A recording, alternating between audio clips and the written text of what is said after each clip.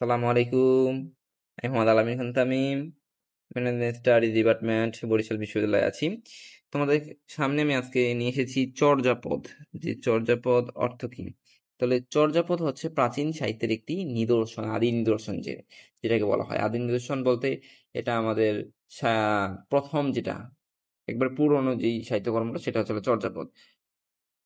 আমরা অনেকেই জানি যে সাহিত্যের যে ভাগ করা হয়েছে বয়সটা তিনটি ভাগে। একটা হলো প্রাচীন যুগটাকে ভাগ করা হয়েছে তিন ভাগে: প্রাচীন যুগ, মধ্যযুগ এবং আধুনিক যুগ।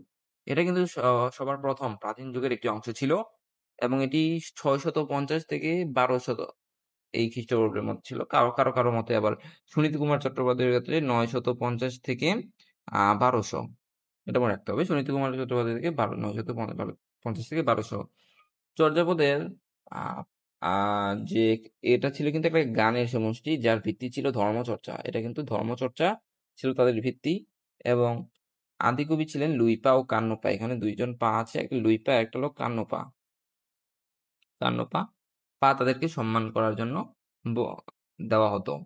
এবং এই চর্যাপদের যারা রচয়িতা তারা কিন্তু খুবই নিম্নবিত্ত ছিল, বৌদ্ধ ছিল। এবং আমি প্রথমেই বলেছি সহজিয়া বৌদ্ধ, তারা সহজিয়া বৌদ্ধ ছিল। ওকে। চর্যাপদে এটা পাওয়া গেছে নেপালের রাজদরবার থেকে। ১৯০৭ সালে। এই ১৯০৭ সালে কে এটা বের করেন বা প্রকাশিত করেন? তিনি হচ্ছেন হরপ্রসাদ শাস্ত্রী।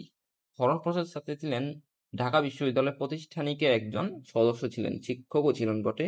যার পূর্বে আমরা বলতে হবে মহামহোপাধ্যায় হরপ্রসাদ শাস্ত্রী। এবং এগুলি ছিল আজকের আলোচনা। আরেকটা বিষয় সেটা হচ্ছে ডক্টর মোহাম্মদ শহীদুল্লাহর মতে এই চর্যাপদ লিখেছেন ২৩ জন লিখেছেন। ওকে।